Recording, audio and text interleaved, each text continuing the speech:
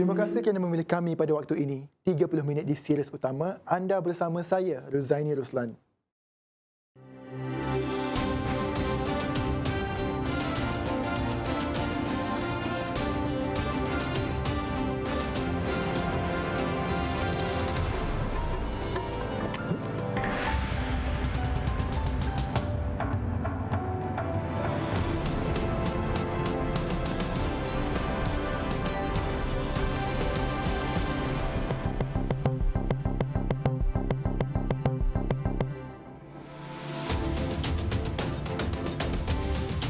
Kos ibadah haji 2021 meningkat.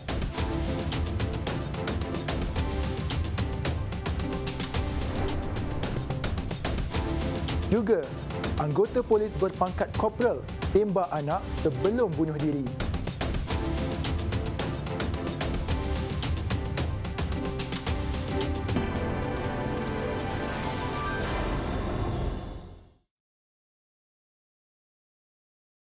Kos mengerjakan haji tahun ini meningkat kira-kira 9%, iaitu daripada RM22,900 kepada sekurang-kurangnya RM25,000 bagi seorang jemaah.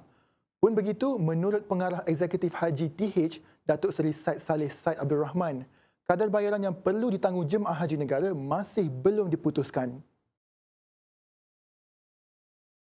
Ketika ini, bayaran yang perlu ditanggung jemaah haji negara adalah RM9,980 dan tidak pernah berubah sejak 2009, manakala baki RM12,920 ditanggung TH. Bahawa pelaksanaan haji pada tahun ini sudah tentunya agak berbeza daripada tahun lepas. Ini termasuklah dari segi kos itu sendiri. Seperti mana kita semua maklum bahawa kos haji pada tahun 2019 dan juga pada tahun 2020 adalah sebanyak 22,900. Dengan mengambil kira pada tahun semasa ini ada beberapa peningkatan kos, dan juga kita mengambil kira beberapa faktor-faktor yang lain. Jadi dengan itu kos, kita ambil kira kosnya bukan bayaran haji, kos haji pada ketika ini dengan mengikira percukaian dan sebagainya ialah pada kadar yang RM25,000. Pun begitu, kos peningkatan ini belum mengambil kira pelaksanaan peraturan baharu dan prosedur operasi standard SOP berkaitan COVID-19 dan sebagainya yang masih belum diketahui. Perkara ini mungkin akan memberi impak kepada kos menunaikan haji. Dalam pada itu, 31,600 bakal jemaah haji tahun ini yang mendapat surat tawaran mengerjakan ibadah itu tahun lalu digesa segera mendaftar sebagai penerima vaksin COVID-19. Pengarah Eksekutif Haji Lembaga Tabung Haji TH, Datuk Seri Said Saleh Said Abdul Rahman berkata, ia adalah sebahagian daripada persiapan bakal jemaah sekiranya Kerajaan Arab Saudi mengumumkan kebenaran menunaikan ibadah itu tahun ini. Memandangkan vaksin COVID-19 antara syarat untuk jemaah haji menunaikan haji, TH menasihatkan semua bakal jemaah yang sudah menerima surat tawaran haji tahun lalu untuk segera mendaftar sebagai penerima vaksin COVID-19. TH juga sedia membantu urusan pendaftaran bakal haji menerusi MySejahtera khusus untuk mereka yang lanjut usia dan tiada akses internet. Bakal jemaah hanya perlu ke pejabat cawangan TH di seluruh negara. Sebelum ini, Menteri Kesihatan Arab Saudi Dr. Taufik Al-Rabi'ah berkata, vaksin COVID-19 adalah wajib dan ia sebahagian daripada syarat utama untuk semua jemaah haji yang akan menunaikan ibadah itu Julai nanti.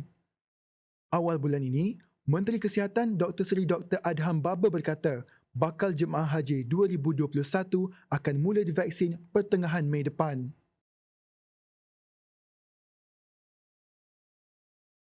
Di Seremban Negeri Sembilan, dipercayai mempunyai masalah keluarga, seorang anggota polis berpangkat korporal dipercayai menembak mati anaknya berusia 7 tahun sebelum menembak diri sendiri. Kejadian berlaku petang semalam dekat Jalan Widuri 1, Taman Sentosa, Seremban. Ketua Polis Daerah Seremban, Asisten Komisioner Muhammad Said Ibrahim berkata, pihaknya menerima panggilan kecemasan sekitar jam 6.42 petang yang memaklumkan seorang lelaki tempatan berusia 35 tahun bersama seorang kanak-kanak lelaki meninggal dunia dalam sebuah kereta jenis Potonwira. Hasil siasatan awal mendapati lelaki itu telah membunuh diri dengan menggunakan pistol pasukan dan polis percaya dia menembak anaknya sendiri sebelum itu. Terdapat kesan tembakan di bahagian kepala pada kedua-dua mayat. Punca kejadian masih dalam siasatan namun ia dipercayai berpunca daripada masalah keluarga. Bagaimanapun, kes disiasat mengikut Seksyen 302 dan diklasifikasikan sebagai mati mengejut. Ini pula kejadian di Melaka. Seorang pemandu lori rentung selepas kenderaan dipandunya terbabit kemalangan dengan lori tangki muatan cecair nitrogen dekat kilometer 221 Lebuh Raya Utara Selatan, arah selatan, berhampiran susul keluar ke Plaza Tol Simpang 4 Alor Gajah. Dahsyat. Pegawai Perhubungan Awam Jabatan Bomba dan Penyelamat Negeri Sun Wee Kiang berkata pihaknya menerima panggilan kecemasan sekitar jam 5.41 pagi tadi. Susulan itu, 3 jentera bomba masing-masing dari Balai Bomba dan Penyelamat BBP Alor Gajah, BBP Air Keroh dan BBP Rembau dikejarkan ke lokasi. Kemalangan berlaku dari arah Pedas Linggi menghala ke Melaka dan terdapat 2 kenderaan yang terbabit. Selain dilaporkan terdapat 2 mangsa. Kemalangan membabitkan lori tangki muatan cecair nitrogen serta sebuah lori muatan 10 tan. Kedua-dua kenderaan itu musnah dijilat api kira-kira 90%. Pun begitu, pemandu lori tangki dilaporkan selamat manakala seorang lagi pemandu dilaporkan rentung. Taktik mengguna tanda halal yang tidak diperakui Jabatan Kemajuan Islam Malaysia JAKIM gagal apabila produk makanan ringan bernilai hampir RM41 juta disita dekat Kota Kinabalu, Sabah. Menurut pengarah Pejabat Kementerian Perdagangan Dalam Negeri dan Hal Ehwal Pengguna KPDNHCP Sabah, Georgie Abbas, serbuan dilakukan di Taman Perindustrian Kota Kinabalu KKIP kira-kira jam 11 pagi semalam. Serbuan dilakukan bersama-sama dengan Jabatan Hal Ehwal Agama Islam Negeri Sabah JHEAINS dan Dewan Bandaraya Kota Kinabalu DBKK. Hasil pemeriksaan mendapati semua makanan ringan yang diimport ini telah menggunakan tanda halal yang tidak diperakui JAKIM. Kes terbabit disiasat di bawah Perenggan 4-1-A Perintah Perihal Dagangan Akta Perihal Dagangan 2011 yang menjadi suatu kesalahan di bawah Perenggan 8-B Perintah yang sama. Jika sabit kesalahan, boleh didenda tidak melebihi RM100,000 atau penjara tidak lebih 3 tahun atau kedua-duanya. Bagi kesalahan kedua, denda RM250,000 atau penjara tidak melebihi 5 tahun atau kedua-duanya sekali. Pil Captagon yang dirampas Jabatan Kastam Diraja Malaysia Kastam kemarin dipercayai dadah jenis baharu yang biasa digunakan ahli militan dalam merangsang keberanian untuk melakukan kegiatan keganasan. Menurut Ketua Polis Johor Dato' Ayub Khan Maidin Piche, dadah berkenaan belum ada di Malaysia sebelum ini. Dato' Ayub Khan Maidin Piche yang sebelum ini bekas Ketua Penolong Pengarah Bahagian Anti Pengganas I8 Cawangan Khas Bukit Aman berkata, dadah berkenaan belum ada di negara ini sepanjang tempoh 4 tahun beliau menerajui unit berkenaan. Dadah Captagon merupakan dadah jenis baharu dan pasarannya untuk Asia Barat dan di Malaysia masih belum digunakan. Pembabitan militan-militan seperti Abu Sayyaf di selatan Filipina misalnya memang biasa mengambil syabu sebelum mereka membuat aktiviti keganasan. Dekat E8 saya tak pernah lah dengar lagi penggunaan dadah ni. Tapi saya dipahamkan Captagon ni, tuan-tuan, Captagon ni dia boleh merangsangkan individu yang ambil dia lah. Mungkin daripada tak berani kita jadi berani lah kan. Dia punya tu lebih kurang syabu juga. Selasa lepas, Kastam mematahkan cubaan menyeludup 94.8 juta pil Captagon bernilai RM5.2 bilion dalam operasi di Pelabuhan Kelang Selangor. Dianggar seberat 16 tan yang disorok dalam roda troli. Aliran trafik di persimpangan Jalan Tuanku Abdul Rahman dan Jalan Sultan Azlan Shah berhampiran stesen monorail Chowkit akan mengalami perubahan berkuat kuasa esok. Ia bertujuan bagi melancarkan aliran trafik selain meningkatkan lagi tahap keselamatan di lokasi terbabit. Dewan Bandaraya Kuala Lumpur di BKL memaklumkan dalam perubahan ini pengguna dari arah Jalan Raja Muda Abdul Aziz tidak dibenarkan ke Jalan Caukit. Pengguna diminta menggunakan Jalan Sri Amar sebagai jalan alternatif. Perubahan ini adalah hasil daripada kajian terperinci yang telah dilaksanakan dan dilihat dapat memberi lebih keselesaan kepada pengguna jalan raya serta mengurangkan kadar risiko kemalangan. Sehubungan dengan itu, pengguna jalan raya diingatkan untuk mematuhi papan tanda arah dan keselamatan yang disediakan bagi mengelakkan sebarang kejadian tidak diingini.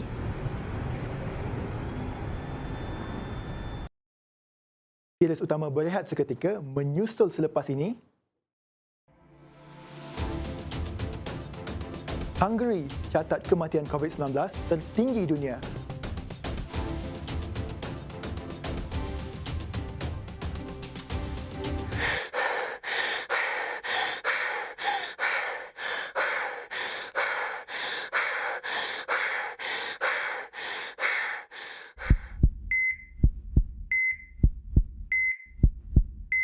Ramainya yang ingkar PKP, banyak kita rugi ni tahu. Kena bayar denda, rugi. Kes naik, rugi. Masa, tenaga, rugi. Kita rugi, semua rugi. Patuh arahan. Kalau duduk rumah, lagi bagus. Bantu petugas barisan hadapan kita, okey? Ingat, amal 3W. Wash, wear, warn. Dan elak 3S. Tempat sesak, tempat sempit, sembang dekat-dekat. Jangan leka, terus waspada. Ingat, sama-sama kita jaga kita. Budayakan norma baru. Bersama-sama kita putuskan rantaian COVID-19. Bertemu kembali. Ribut dan hujan lebat berterusan menyebabkan 70 buah rumah di kawasan Kampung Balok dan Taman Balok Baru dekat Kuantan rosak. Dalam kejadian petang dan berlanjutan sehingga ke malam itu, menyebabkan semua rumah mengalami kerosakan pada bahagian bumbung susulan angin kencang.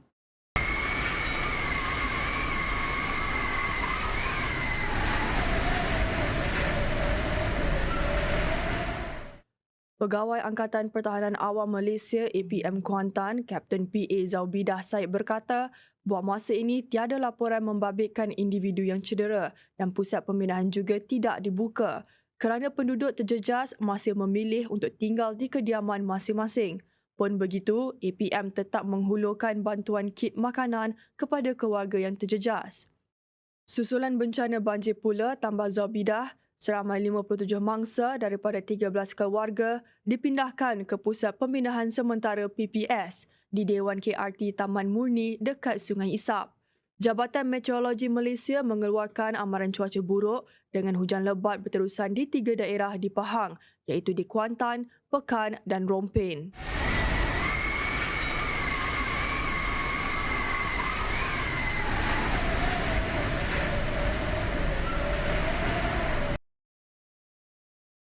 Berikut ini jumlah terkini mangsa banjir di Kuantan. Mangsa banjir meningkat sekali ganda kepada 249 orang berbanding 114 orang semalam. Menurut portal info bencana Jabatan Kebajikan Masyarakat JKM, sebuah lagi pusat pemindahan sementara PPS dibuka dekat Dewan KRT Taman Murni Sungai Isap malam tadi. Ia menempatkan 59 mangsa banjir daripada 14 keluarga. PPS lain yang turut beroperasi termasuk Balai Raya Kampung Tiram membabitkan 103 mangsa daripada 32 keluarga. Dewan Orang Ramai Kampung Pandan 1 pula menempatkan 73 mangsa daripada 25 keluarga. Selain itu, Balai Raya Bukit Kuin 1, 8 mangsa dari 2 keluarga dan Dewan Orang Ramai Mat Kilau 6, mangsa daripada 1 keluarga.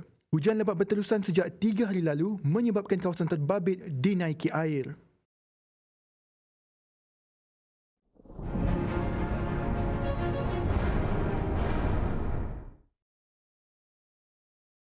Baik, Assalamualaikum, salam sejahtera dan kembali bersama series utama untuk melaporkan keadaan cuaca pada hari ini dan juga hari esok kepada anda semua. Kita perhatikan dulu kepada paparan carta angin di rantau negara kita kini menerima tiupan angin dari arah timuran dengan kelajuan yang agak kencang di sekitar semenanjung Malaysia dan juga di Sabah dan Sarawak melibatkan kawasan perairan rantau negara dalam sekitar 40 hingga 50 km sejam. Dan berikutan dengan kelembapan yang tertinggi yang kini berada di sekitar bahagian barat Pasifik menuju ke rantau negara, dan melalui paparan imej satelit semasa dapat diperhatikan dengan lebih terperinci kelompok awan aktif pada ketika ini tertumpu di hampir keseluruhan rantau negara kita. Met Malaysia telah pun mengeluarkan amaran bagi angin kencang dan laut bergelora kategori kedua dan juga pertama di kawasan perairan yang telah dilorekkan dan dijangkakan akan berkuat kuasa sehingga 26 Mac. Keadaan angin kencang dan laut bergelora ini adalah sangat berbahaya kepada semua aktiviti perkapalan, termasuklah aktiviti perkhidmatan feri, bot-bot kecil, rekreasi laut dan juga sukan laut. Kita ikuti perkembangan cuaca pada hari ini. Pada petang ini dapat dilihat dengan lebih terperinci melalui paparan imej gema radar di Semenanjung Malaysia. Hujan dari bot peti yang sedang berlaku di hampir keseluruhan tempat di Semenanjung Malaysia dijangkakan akan berlanjutan sehingga ke awal malam nanti. Dan Met Malaysia telah pun mengeluarkan amaran peringkat buruk melibatkan bahagian Pekan, Kuantan dan juga Rompin Negeri Pahang sehingga ke lewat tengah malam nanti dan dijangkakan akan dikemaskini dari semasa ke semasa. Begitu juga dengan amaran peringkat waspada di sekitar kawasan perairan yang telah dilorekkan ini dan dijangkakan akan berkuat kuasa pada tarikh yang sama. Oleh yang demikian, kami menasihatkan orang awam agar sentiasa berwaspada ketika berada di kawasan yang berkedudukan rendah kerana keadaan hujan lebat ini berpotensi menyebabkan banjir dan juga kerosakan struktur yang tidak kukuh. Seterusnya kita perhatikan kepada paparan ramalan hujan pada keesokan hari. Dapat dilihat keadaan hujan dan juga ribut petir masih lagi tertumpu di negeri-negeri pantai barat Semenanjung Malaysia dan juga menjelang pagi esok dijangkakan hujan akan mula terbentuk di sekitar pedalaman negeri Selangor, negeri Sembilan dan juga negeri Perak, termasuklah di sekitar negeri Pahang. Keadaan cuaca lembap juga masih lagi dikesan di sekitar negeri Kelantan dan juga Terengganu sehingga ke petang nanti. Manakala di negeri Sabah dan Sarawak, keadaan hujan dan ribut petir yang berlaku berpotensi terjadi di bahagian pantai barat dan juga Kudat serta di Sandakan Sabah. Manakala di negeri Sarawak pula, keadaan hujan dan ribut petir menjelang petang nanti dijangkakan akan berlaku di sekitar bahagian pedalaman serta di bahagian barat Sarawak. Sekian saja informasi cuaca untuk kali ini. Seterusnya kita lihat paparan ramalan hujan untuk 3 hari akan datang. Sekian dari saya. Assalamualaikum.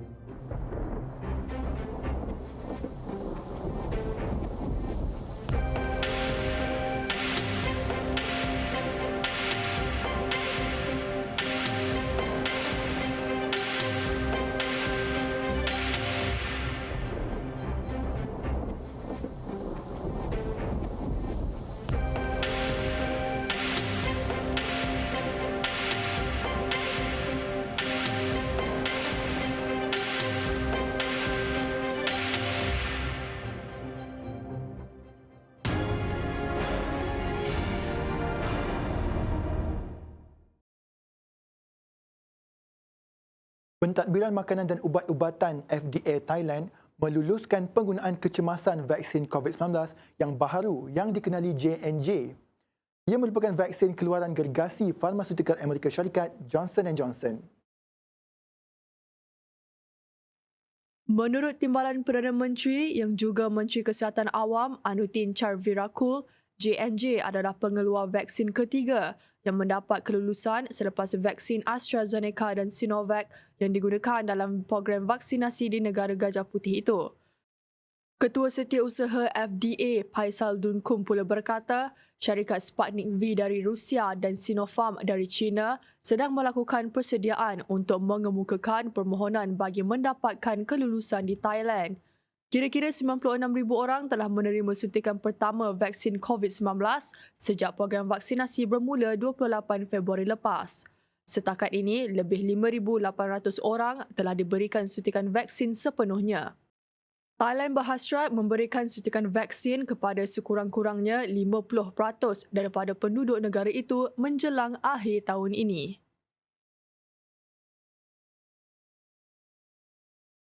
Hospital di negara anggota Kesatuan Eropah EU berdepan tekanan peningkatan kes apabila negara itu mencatatkan kadar kematian COVID-19 tertinggi di dunia dengan jumlah lebih daripada 41% minggu lalu, sekaligus mencatat rekod harian baru dengan 272 kematian. Angka terbaru kadar kematian purata dalam tempoh 7 hari di negara ini bagi setiap 100,000 penduduk mencecah ke tahap tertinggi di dunia iaitu 15.7 jauh di hadapan Republik Czech 12.7, Bosnia 12, Slovakia 10.5 dan Bulgaria 10.5. Jangkitan mula meningkat sejak Februari lalu ketika varian baru COVID-19 pertama kali ditemui di England mula tersebar. Dalam pada itu, sebanyak 9,637 kes baru dilaporkan semalam dan hampir 12,000 pesakit dirawat di hospital termasuk hampir 15,000 pesakit terpaksa menggunakan alat bantuan pernafasan. Peningkatan kes terus berlaku walaupun Hungary mempunyai kadar vaksinasi kedua tertinggi di EU.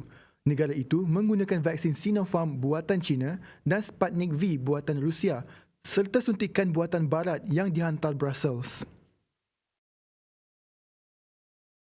Terminal minyak di selatan Arab Saudi hangus dijilat api selepas terkena serangan objek tidak diketahui. Nahas berlaku ketika ulang tahun ke-6 serangan tentera terhadap Yaman. Menurut Kementerian Tenaga Arab Saudi, terminal pengagihan minyak dekat Jizan terkena serangan objek yang tidak diketahui mengakibatkan kebakaran pada salah sebuah tangki. Setakat ini tiada kemalangan jiwa dilaporkan. Walau bagaimanapun tidak dimaklumkan siapa yang bertanggungjawab. Namun kebelakangan ini, serangan pemberontak Houthi dari Yaman terhadap loji minyak milik Arab Saudi semakin kerap dilakukan. Teruskan bersama kami dalam series utama Menarik dalam Sukan selepas ini.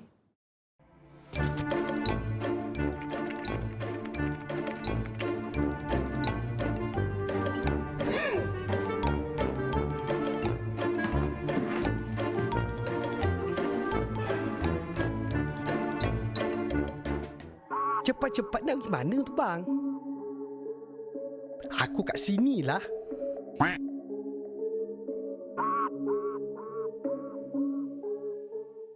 Aku tahulah kau comel, tapi kesihatan tu kena jaga. Kau tahu sekarang ni kan, kes dah banyak. Habis tu kenapa kau tinggalkan aku kat sini? Pandai pun.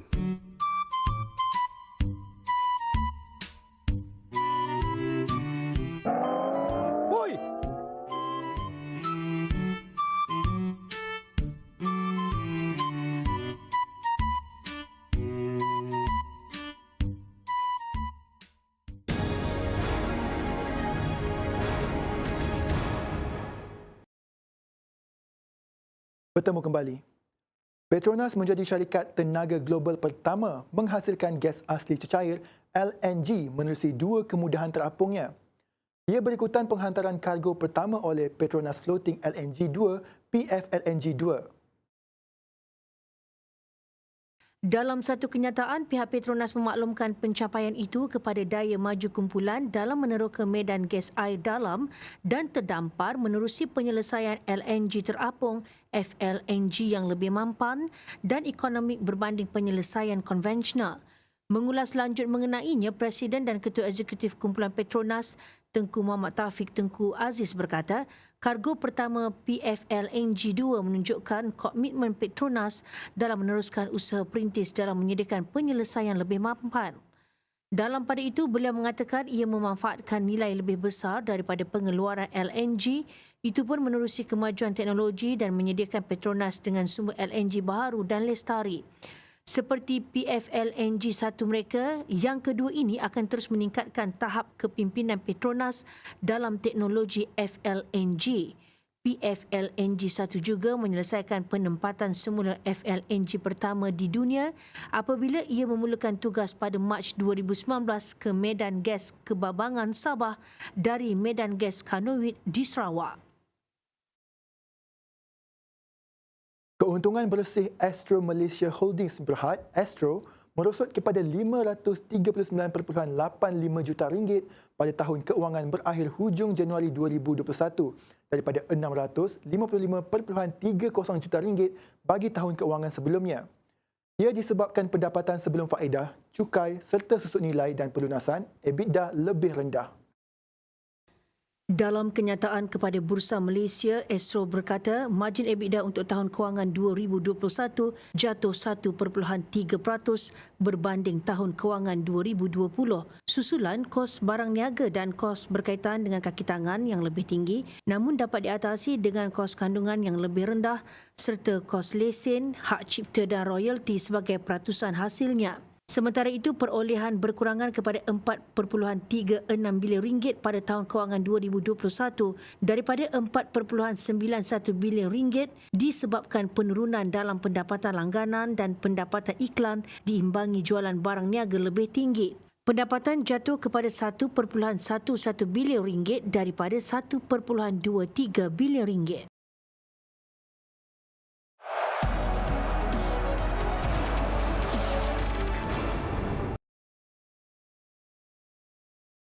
Badminton Masters Orleans, perseorangan wanita negara Go Jinwei berjaya melangkah ke suku akhir selepas mengetepikan wakil Turki Aliye Demirbag 21-9, 21-16. Jinwei yang juga juara 2016 bakal berdepan pilihan utama di suku akhir Pornpawi Cho Chu Wong dari Thailand.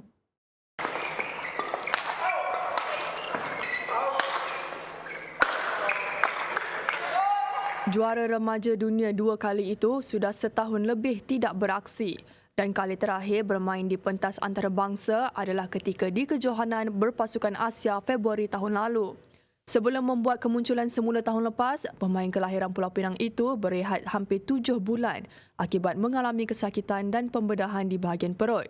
Dalam pada itu, di kem lelaki, perseorangan lelaki negara Chim Jun Wei pula gagal untuk menerus kemarahan apabila tumpas kepada kes ringkan dari India 17-21, 20-22. Ibrahimovic masih menyengat walaupun sudah 5 tahun bersara.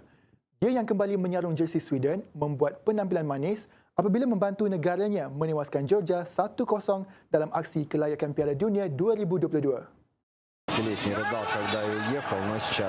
Umpanan yang dilakukan Ibrahimovic memberi laluan mudah buat Victor Claesson untuk menjaringkan gol pada minit ke-35 dekat Friend Arena Stockholm. Ia merupakan kemunculan ke-117 untuk pemain berasal dari Sweden itu sejak Euro 2016. Menurut Zlatan Ibrahimovic, walaupun sudah lama bercuti, kehebatan yang dirasai bagaikan kali pertama beraksi di pentas antarabangsa.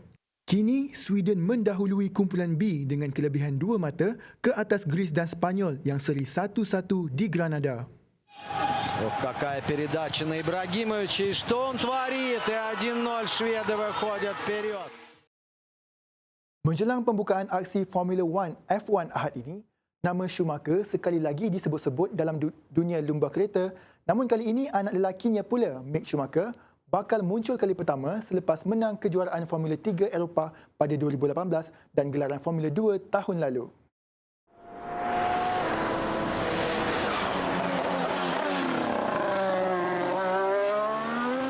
Mick yang juga anak kepada juara dunia 7 kali Michael akan memandu jentera pasukan dari Amerika Syarikat Haas dalam aksi Grand Prix yang membuka tirainya di Bahrain. Mick juga merupakan sebahagian daripada kelahiran akademik Ferrari ketika bapanya menang 5 kategori daripada 7 gelaran dunia zaman itu, namun belum berkesempatan berlumba menggunakan jentera hebat ini.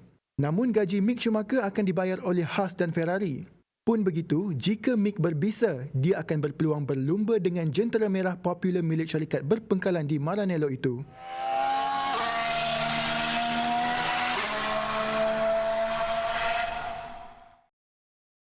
Baiklah, sekian dulu series utama buat masa ini. Amalan menjaga SOP sudah menjadi sebahagian daripada hidup kita. Kekalkan penjarakan sosial dan terus lindungi diri dan keluarga bagi memutuskan rantaian COVID-19. Salam hormat dan Assalamualaikum.